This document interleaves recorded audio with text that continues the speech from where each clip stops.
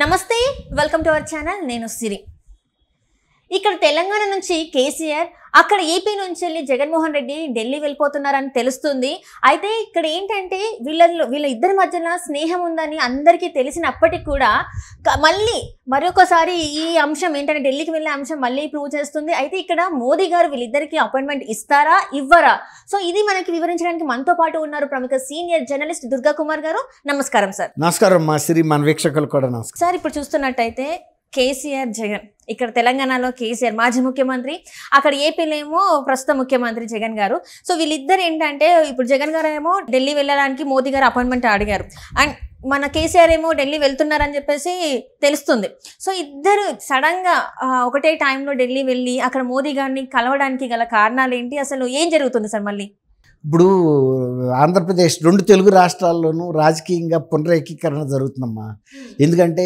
BRS ఓడిపోవటం అనేది ప్రాధాన్యత గల అంశం తెలంగాణలో ఇప్పుడు ఈయన ఓడిపోయాడు కాబట్టి తన పరిస్థితిని పటిష్టపరచుకోవటానికి ఏదో ఒక రకమైన రాజకీయంగా మార్పులు చేర్పులు జరగాలి లేకపోతే ఇవాళ తను ఒక్కసారి కింద పడిపోయిన పార్టీ ఏదైనా మళ్ళీ నిలబడటం అనేది చాలా కష్టమైన విషయం అందులో దురదృష్టం ఏంటంటే ఓడిపోయిన వెంటనే మళ్ళీ 3 నెలల లోపే ఇంకొక ఎన్నిక వచ్చేస్తుంది లోక్సభ ఎన్నిక తరుముకు వచ్చేస్తుంది అది ఇంకా క్లిష్టమైన విషయం ఒకసారి ఓడిపోయిన పార్టీని వెంటనే మళ్ళీ ప్రజలు ఆదరించరు అందులోనూ ఈసారి జరుగుతున్న ఎన్నికలు లోక్సభకు జరుగుతున్నాయి మొన్న అసెంబ్లీలోనే ఈయన పరిపాలన బాగాలేదని ఓడించారు ఇప్పుడు టీఆర్ఎస్ ఇప్పుడు బీఆర్ఎస్ సభ్యుల్ని లోక్సభకు పంపితే మనకి ఏం లాభం వస్తుంది అనేది తెలంగాణ ప్రజలకి రాజకీయ చైతన్యం అయితే ఉంది అంటే లోక్సభకి శాసనసభకి ఉండే మా తేడా ఏంటనేది వాళ్ళకి తెలుసు తర్వాత 2 సార్లు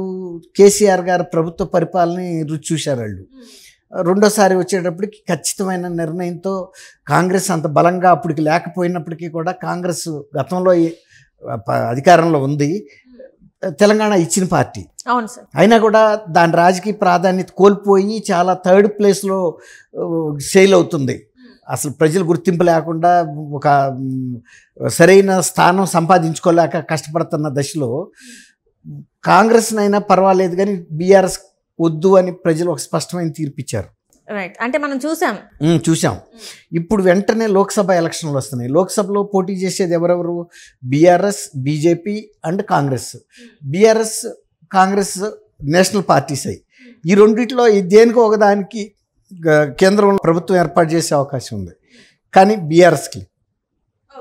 బీఆర్ఎస్ తెలంగాణలో తప్ప ఇంకెక్కడా కూడా పోటీ చేసి గెలవలేదు తెలంగాణలో కూడా ఎన్ని సీట్లు గెలుస్తుంది అనేది ఇవాళ చాలా అనుమానాస్పదమైన అంశం బహుశా 2-3 సీట్లకు పరిమితమైనా కూడా ఆశ్చర్యం లేదు ఒక్కోసారి తెలంగాణ వాళ్ళకుండా రాజకీయ విఘ్నత వల్ల అసలు చాలా గట్టి నిర్ణయం తీసుకుని ఒక్క బీఆర్ఎస్ కూడా సీటు ఇచ్చిన ప్రయోజనమే ఉంది కావాలంటే ఇంకోసారి బాగా పరిపాలన కాంగ్రెస్ కనుక బాగోకపోతే ఈసారి బీఆర్ఎస్కి అసెంబ్లీకి ఇద్దాం అంతే తప్ప ఇప్పుడు అరకొరగా ఏళ్ళని పంపటం ఎందుకు ఇప్పుడు ఆల్రెడీ కాంగ్రెస్ ఇక్కడ అధికారంలో ఉంది కాబట్టి కాంగ్రెస్కి ఎడ్జ్ ఉంటుంది రేపు లోక్సభ ఎలక్షన్స్లో అందువల్ల తను ఏమనుకుంటున్నాడంటే కేసీఆర్ గారు కూడా కాంగ్రెస్తో ఆయన ఎట్టి పరిస్థితుల్లోనూ గెలవలేడు ఎందుకంటే కాంగ్రెస్కి ధమ్కీ ఇచ్చి బయటకు వచ్చేసాడు పార్టీకి నేను మీ పార్టీలో విలీనం చేస్తా అని చెప్పి విలీనం చేయకుండా కాబట్టి కాంగ్రెస్ గెలవటం కన్నా ఆయనకి బీజేపీ గెలవటం బెటరు బీజేపీతో అవసరమైతే మోడీ గారితో అపాయింట్మెంట్ తీసుకుని మాకు స్థానికంగా ఎంతో అంత బలం ఉంది ఇప్పటికీను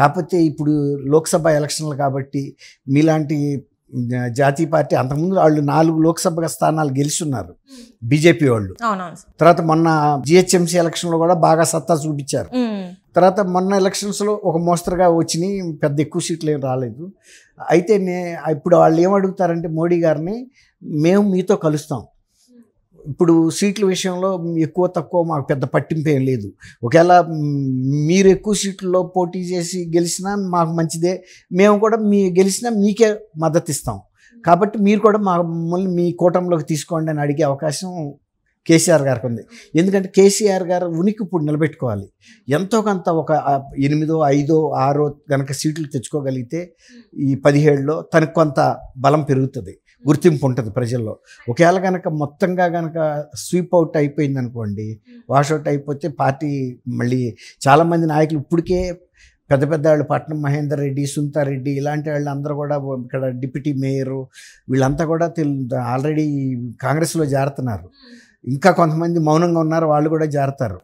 ఇప్పుడు సబితా ఇంద్రారెడ్డి గారు లాంటి వాళ్ళు కూడా కాంగ్రెస్కి వెళ్ళినా పెద్ద విచిత్రం ఏం లేదు. గతంలో ఆమె కాంగ్రెస్లో మినిస్టర్గా పనిచేసింది. రాజశేఖర రెడ్డి గారి టైంలో చెల్లి అని ఆయన ఏ పర్యటన అయినా కానీ చేవేళ్ల నుంచి ప్రారంభించేవాళ్ళు. కాబట్టి అలా చాలామంది వెళ్ళిపోయే పరిస్థితి కూడా ఇవాళ ఈ బీఆర్ఎస్ పార్టీకి ఉంది, ఆ భయం.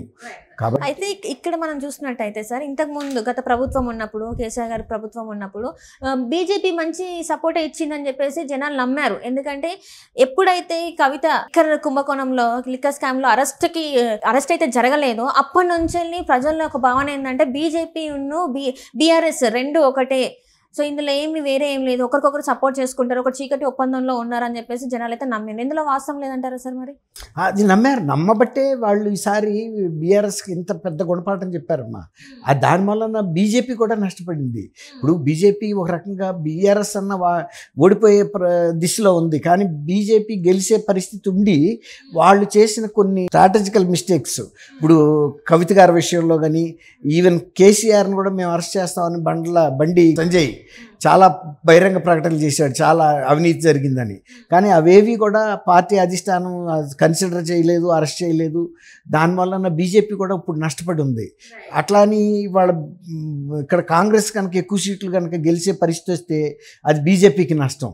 కాబట్టి ఇవాళ బీఆర్ఎస్తో పొత్తు పెట్టుకోవాల్సిన అవసరం బీజేపీకి కూడా ఉంది. ఎందుకంటే కాంగ్రెస్ నిలవరించాలంటే బీఆర్ఎస్ బలం అవసరం. అక్కడ కొన్ని పార్టీ టికెట్లు సీట్లైనా గెలవగలుగుతారు బీఆర్ఎస్. అదే పార్టీ స్వలాభం కోసం, రాజకీయ లాభం కోసం అయితే వాళ్ళు కలవాల్సిన అవసరం ఉంది. కాంగ్రెస్కి అక్కడ అడ్డుకట్ట వేయాలంటే బీఆర్ఎస్ లాంటి లోకల్ పార్టీ, బలమైన పార్టీ అవసరం. బీజేపీకి పెద్ద లేకపోవచ్చు, కానీ బీజేపీకి లోక్సభ ఎలక్షన్ కాబట్టి కొంత కన్సిడర్ చేస్తారు. ఎందుకంటే గతంలో 4 సీట్లు గెలవటం అంటే చిన్న మాట కాదు. బీఆర్ఎస్ మంచి ఫామ్లో ఉంది అప్పుడు, పీక్లో. ఇక్కడ ఏంటంటే బీఆర్ఎస్ ప్రాంతాల్లో పాకెట్స్లో గట్టి హోల్డ్ ఉంది. ఇప్పుడు కామారెడ్డిలో కూడా బీజేపీ క్యాండిడేట్ గెలిచాడు, ఇద్దరు సీఎం క్యాండిడేట్లు ఓడించి. అట్లా అందువల్ల బీజేపీ తర్వాత జగన్ గారి విషయం వచ్చేటప్పటికి, మోడీ విషయంలో జగన్ గారికి తను ఒంటరి అయిపోయాడు అక్కడ. తర్వాత ప్రజల్లో వ్యతిరేకత వచ్చింది. తర్వాత పార్టీలోనూ గతంలో ఉన్నంత పట్టు ఆయనకి లేదు. తర్వాత తను ఏం డెవలప్మెంటల్ యాక్టివిటీస్ చెప్పుకోవడానికి కూడా ఏమీ కనపడుతుందా. కేవలం ప్రతిపక్షాలను విమర్శిస్తా ఎన్నాళ్ళు ఓట్లు రాబట్టుకుంటాడు. నేను ఈ ప్రాజెక్ట్ పూర్తి చేశాను, ఇంత ఇరిగేషన్కి ఇచ్చాను, ఇన్ని పరిశ్రమలు కట్టాను, ఇంత ఉపాధి కల్పించాను, ఇంత విదేశీ పెట్టుబడులు వచ్చినాయి, లేకపోతే తర్వాత ప్రజల యొక్క జీవన విధానం నేను పెంచగలిగాను, లేకపోతే ఇన్ని ఇళ్ళు కట్టాను. ఇప్పుడు ఇచ్చిన ఇళ్ళు కూడా ఈ తెలుగుదేశంలో కట్టిన ఇళ్ళకి రంగులు మార్చి ఇచ్చాడు. అది జనాలకు కూడా తెలుసు.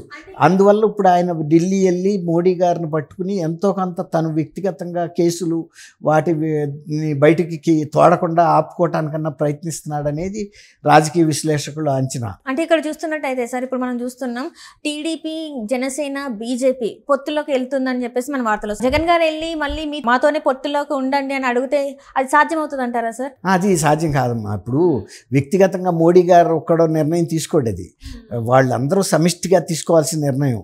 ఇప్పుడు ఆయన మాతో పొత్తు ఉండమని అడగటంలో తప్పులేదు. మేము సపోర్ట్ చేస్తాను, నాకేమో అసెంబ్లీలో మీకు సపోర్ట్ ఇవ్వండి, నేను లోక్సభ సీట్లు గెలిచి మీకు ఇస్తానని. గతంలో ఇప్పుడు ఆయన 3వ అతిపెద్ద పార్టీగా ఉన్నాడు పార్లమెంట్లో. కానీ ఇప్పుడు ఉన్న పరిస్థితి ఆయనకు వ్యతిరేకంగా ఉందని బీజేపీకి ఇంటెలిజెన్స్ రిపోర్ట్స్ ఉండటం వల్లనే దూరంగా పెట్టారు. కాబట్టి ఒకసారి అన్ని సీట్లు గెలిచాడు కాబట్టి 22 సీట్లు, ఈసారి 22 సీట్లు గెలుస్తాడని నమ్మకం లేదు. కాబట్టి ఈయన అడగటంలో తప్పు లేదు. ఒకవేళ కనుక వరస్ట్ పరిస్థితిలో వాళ్ళు కలవటానికి ఒప్పుకోనప్పుడు కొన్ని ఈయనకి రాజకీయ ఉపశమనం, అంటే తన మీద ఉన్న పర్సనల్ కేసెస్ విషయంలో ఉపశమనం అడుగుతాడు. ఇక అల్టిమేట్గా ఒక ఆఖరి నిర్ణయం అనుకోవచ్చు. Right. Thank you so much sir. Thank you అమ్మా శ్రీ. మన వీక్షకులు కూడా